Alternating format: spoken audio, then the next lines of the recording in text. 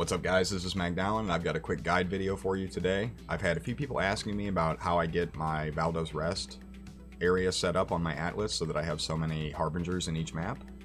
And I sort of realized that at the beginning of the league, there's tons of guide content available on YouTube about how to make currency, how to do all that stuff. But as the league kind of goes on, that stuff gets buried. And then at the very end of the league here, we're going to start seeing 3.17 stuff starting to flood out. And so there is this admittedly smaller group of folks who are competent players, but who missed some of the guide content at the beginning. They're kind of coming back. They want to make currency at the end of the league. But now sort of everybody knows what strats they're using.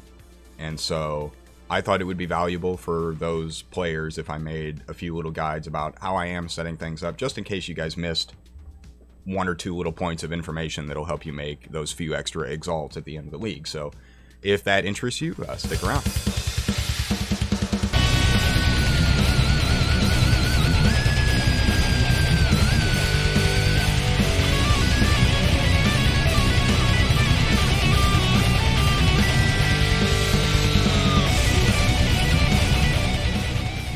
Okay, so the first thing to go over is what maps do I run. I know the meta is Tower, but I like Cemetery and Promenade. I think they're just better maps. I have more fun when I run those, and I try to run them with or roll them rather with at least 20% monster pack size, but if you can get 25 plus, that's great. You're gonna roll up a bunch of maps at the same time. Start doing that. When I open this tab and there's only, 2 rows, I'm thinking, okay, it's about time to roll more maps. I like to have 60, 70, 80 maps rolled at a time. I grab 5 or 6 of them, throw them in my inventory, and just run them all at once. So, how do we get the Harbingers going? You want 2 Harbingers Platinum Valdo's Rest Watchstones rolled with Tier 1 at 15%. I ran with a 7% one for a very long time because I actually didn't even realize that I had a tier 2. And that's just my mistake being dumb. But generally speaking, there's a big difference between the tier 2 and the tier 1. Basically having 2 15s versus 2 10s, I mean, you're basically getting, it's going to feel like you have an additional one of these watchstones. So grab these at 15, they're not that bad. Next, the Laden Watchstone. You want 15% again if you can get it. I have 10, which is the top roll for a tier 2. The tier 1s are pretty expensive, but if you can get your hands on one, they are useful. And then the Big Daddy is the Auspicious Watchstone, which typically they're like 4 to 5x in that range. May or may not be worth it for you to purchase one at this stage of the league, but if you are going to map hard for the next few weeks, probably worth it. They don't stack, and so you only need the one.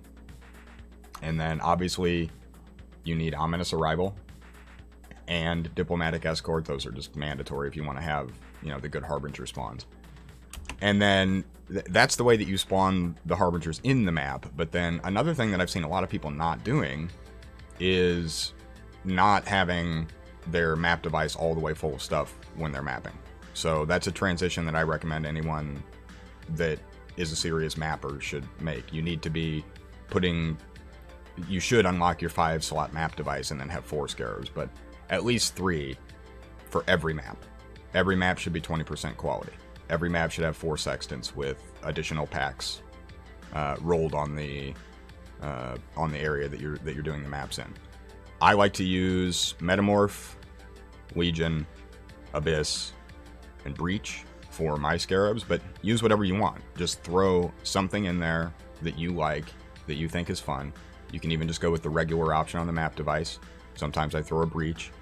You can never go wrong with more Legion, so on and so forth. But these are the main things. Set up your watchstones the way I showed you.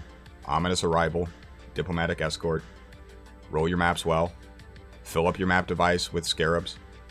Okay? Get all that stuff going. And just fire off these maps, and you're going to make more currency than if you were doing a similar thing, but you were just not using the scarabs. Or you were farming Valdo's Rest, but you didn't have the correct watchstones. Or you were on the fence, like, should I buy a Laden Watchstone? Yes, you should. If you're going to keep farming Valdo's Rest, they're worth it. Of course, if you want to, you can also just use Harbinger Scarabs. They're a little bit more expensive. I will throw them on occasion, but I'm getting enough Harbingers per map without that. I feel like my currency income is not that drastically affected by adding the Harbinger Scarab, whereas most of these are 2-to-1 C or 1 C each. And ultimately, I think that's all I've got for you. Try it out, do those things, and watch the Harbingers pop up all over the place in your map. Watch those currency shards drop. Make a little bit more currency at the end of the league. And having said that, if you enjoyed this, hit that like button, hit the subscribe button, and I will see you in the next video.